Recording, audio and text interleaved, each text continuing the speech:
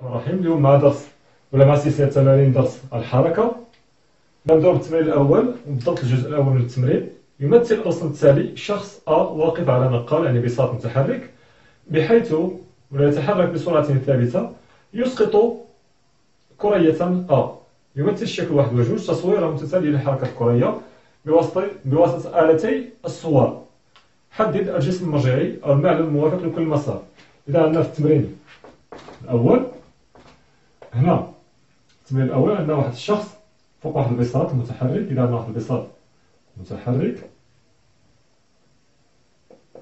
هنا هو هذا البساط، هو هذا البساط هنا. إذا هذا البساط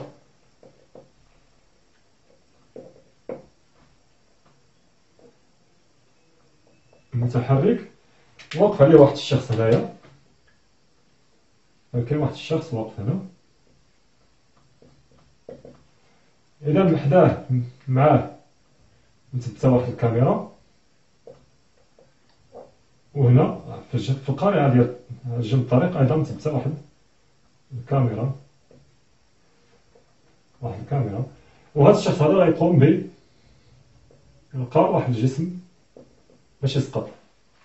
إذا الآن من بعد ما سقط هذيك نجمعو الصور، لقاو بأن واحد الصورة عطاتنا الحركة على هذا الشكل، المسار على هذا الشكل، وحدة عطاتنا المسار على هذا الشكل هذا. إذا هذه الصورة وهذه الصورة. الآن المطلوب منا الآن هو أننا نحددو شكون هو الجسم ولا شكون هي الكاميرا اللي عطاتني هذه الصورة هذه، وشكون هي الكاميرا اللي عطاتني هذه الصورة الثانية. شفنا في الدرس بأن الجسم المرجعي ماشي حاجة صعيبة ولا شي حاجة.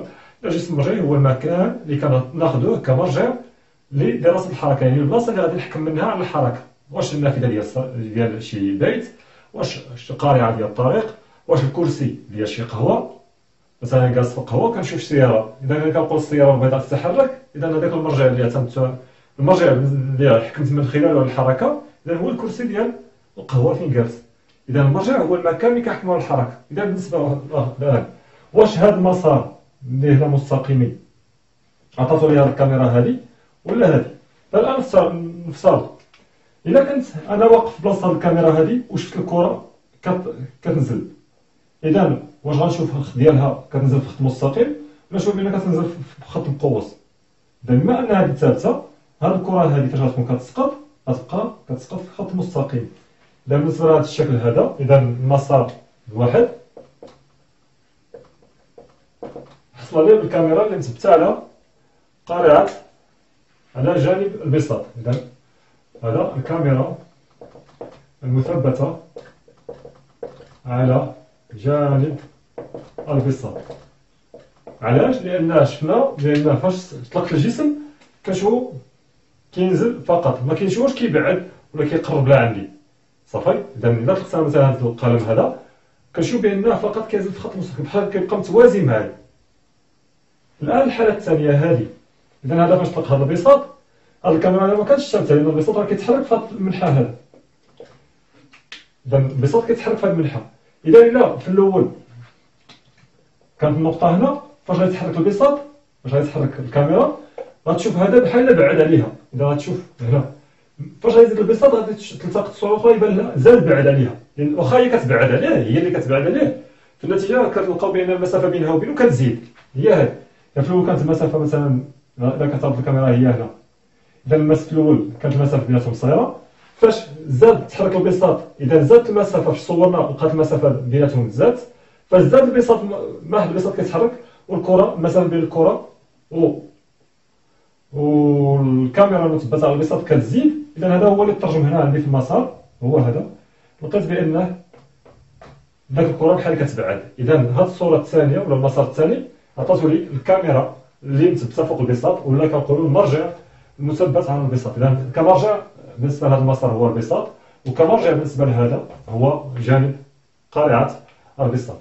إذا بالنسبة للمسار الثاني، إذا هنا عطاتو لي الكاميرا المثبتة فوق البساط.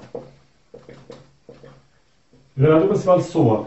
أيضا نهضروا على المرجع، يعني إذا هنا كمرجع، إذا شنو هو المرجع؟ المعتمد في هذه الحالة هذه، المرجع المعتمد منين حكمنا على هذه الحركة هذه هو من الجنب ديال البساط. إذا هنا قارعة البساط ولا سطح الأرض. بالنسبة للمرجع هنا في هذه الحالة هذه، إذا المكان من هذيك هو من فوق البساط. إذا أي واحد كان موضع هنا فوق هذا البساط غيشوف بأن هذاك الكرة كتبعد عليه من خلال مع مرور الزمن. إذا هنا نقدر نعتبر بأن المرجع يعني المكان اللي حكمت من خلاله على هذه الحركة هذه واللي شفت المسار ديالك على هذا الشكل هو البساط نفسه. إذا هو البساط. الآن السؤال الثاني قال لك ما طبيعة الحركة في كل حال؟ السؤال الثاني تحديد طبيعة الحركة. إذا بالنسبة للطبيعة ديال الحركة، طبيعة الحركة شفنا بأنه فاش هضرنا كنقولوا حركة مستقيمية منتظمة. إذا في التحديد ديال طبيعة الحركة كنحددوا جوج حوايج دائما. غير طلبوا منك تحدد طبيعة الحركة، شوف جوج حوايج، شوف المسار كي داير، ومن بعد شوف السرعة واش ثابتة ولا متغيرة. إذا مشيت لعند الصورة الأولى وجمعت النقاط غنلقاو عبارة عن خط مستقيم. إذا كنقول مسار مستقيم، إذا الحركة تكون مستقيمية. وكنشوف المسافة ما بين نقطة ونقطة. إذا كان داك المسافة بين نقطة ونقطة ثابتة، هذا كيعني بأن خلال نفس المدة داك الجسم كيقطع نفس المسافة، إذا السرعة ديالو غتكون ثابتة. إذا هنا كنشوف بأن كل ما بين المسافة بين النقط كتزاد، إذا هذه السرعة غير ثابتة. إذا كنتيجة بالنسبة لعند المسار الأول حركة مستقيمية، لأن المسار مستقيمية غير منتظمة. علاش؟ لأن السرعة ديالها غير ثابتة. نشوفوا الآن بالنسبة للمسار الثاني، يعني الحركة من خلال المرجع الثاني. هنا بالنسبة للمسار كي داير؟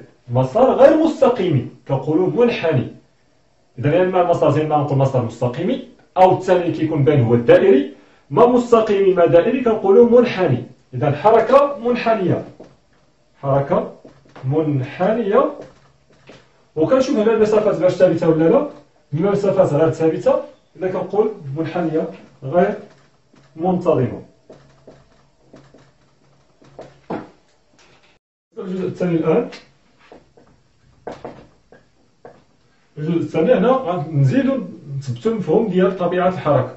عندنا 4 ديال الأشكال ولا 4 ديال المسارات ديال النقطة المتحركة، ومطلوب منا نحددو طبيعة الحركة في كل حالة. إذا في الحالة ألف، إذا شفتو تما المسار بالنقطة، إذا جمعتو النقط غتحصلوا على مستقيم. إذا المسار مستقيمي والمسافة بين النقط كتبقى ثابتة، إذا السرعة باش كيتحرك الجسم ثابتة. إذا كنقول الحركة مستقيمية منتظمة. إذا ألف هنا مسار النقطة المتحركة مستقيمي، باش كنتأكد كنصل النقاط المسطرة مستقيمي، والمسافات المقطوعة خلال نفس المدة الزمنية ثابتة. إذا داك المسافات ما كتزيد ما كتنقص، كتبقى دائما ثابتة. إذا الحركة مستقيمية منتظمة. نشوفوا الآن باء حتى المسار مستقيمي، ولكن مسافات مقطوعة خلال نفس المدة غير ثابتة. كنشوف بأن المسافة كتزيد من نقطة لنقطة، كل ما كتمر واحد المدة كتزيد المسافة اللي قطعها الجسم. إذا هنا السرعة كتزايد ما كتبقاش ثابتة. هذا كيعني بأن الحركة مستقيمية غير منتظمة.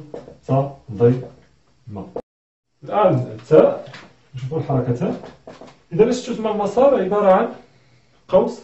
إذا القوس ماشي قوس من دائرة، المسار فقط منحني. ما هو دائرة ما هو مستقيم. إذا الحركة منحنية، وتما المسافة بين النقاط تتغير. إذا الحركة منحنية غير منتظمة. إذا الحركة منحنية غير مستقيمة ولا غير منتظمة.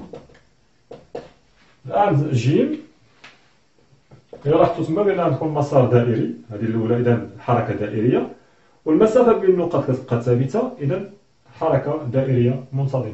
بما أن مسار دائري ومسافات مقطوعة خلال نفس المدة الزمنية ثابتة، فإن الحركة دائرية لأن المسار دائري، ومنتظمة لأن السرعة ثابتة.